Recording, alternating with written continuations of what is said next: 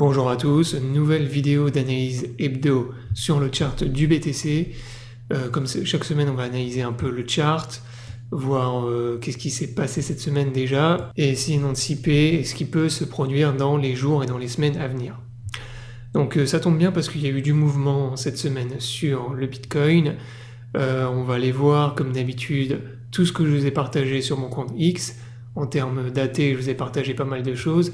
Et on ira voir également les maps de liquidation sur CoinGlass. D'ailleurs, en parlant des maps de liquidation sur CoinGlass, je vous ai fait un guide cette semaine pour vous expliquer comment utiliser et exploiter les maps de liquidation. Donc n'hésitez pas à aller voir la vidéo, je l'ai posté hier. Donc encore une fois, c'est un des outils les plus puissants pour anticiper les mouvements sur le BTC et également pour voir un peu les plus grosses zones de liquidation sur le chart.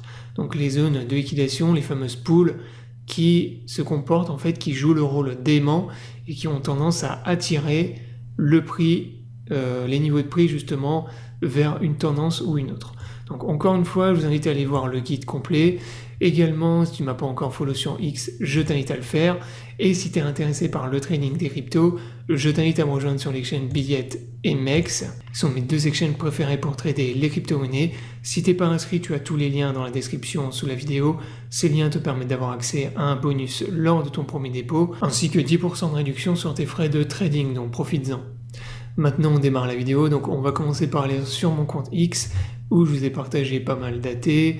Donc voilà, cette semaine je vous ai partagé pas mal de choses, surtout les mises à jour des maps de liquidation. Donc je vais pas revenir sur toutes les AT que je vous ai partagées, mais en gros je vous avais montré qu'on était en train de consolider à l'intérieur d'un range et qu'on avait deux énormes pools de liquidation qui se formaient au-dessus et en dessous du range.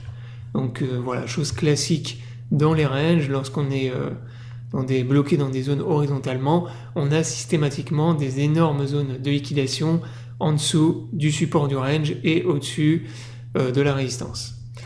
Donc voilà, c'est ce que je vous montrais un peu dans les AT, et ici dans l'AT du 29 mai, je vous avais tout dit, je vous avais dit, surveillez bien l'extraction de ce range. Donc là finalement le range a été cassé vers le bas, ce qui a entraîné le dump d'hier et enfin surtout d'hier et d'avant-hier. Donc là le range il était ici, donc on était bloqué entre la zone ici et la résistance des 110 000 $.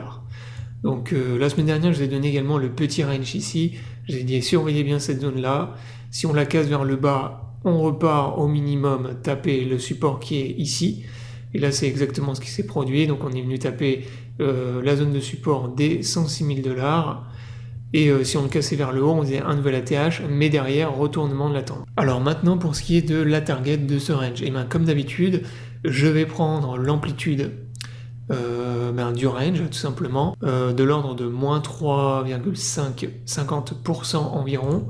Donc lorsqu'on aura atteint cette target, je pense qu'on aura fait le bottom sur BTC, et vous voyez que ça nous ramène à peu près vers la zone de support qu'on a juste en dessous. Donc ça c'est également la zone de support que je surveille, là où on avait des liquidations de longues qui étaient importantes à venir chercher. Donc c'est ce que j'avais partagé également sur mon compte X ici. Je vous avais montré ici sur le graphique qu'on avait des très grosses liquidations de longues jusqu'à environ 100 000 $.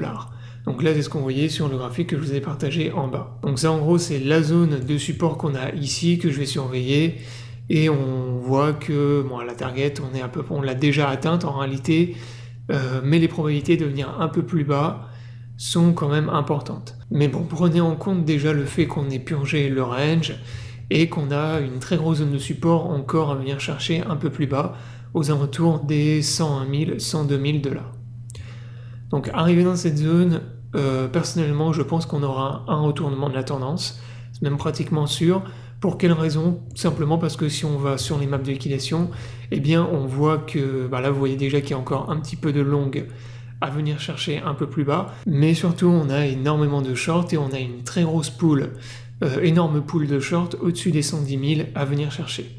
Donc raison pour laquelle je pense que les probabilités de revenir au moins au-dessus des 110 000 $ dans les semaines qui arrivent sont très importantes.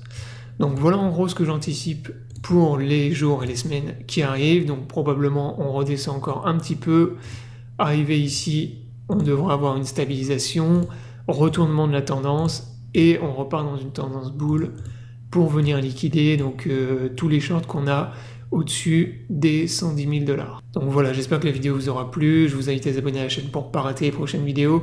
Je vous souhaite à tous une bonne journée et à bientôt pour une prochaine vidéo.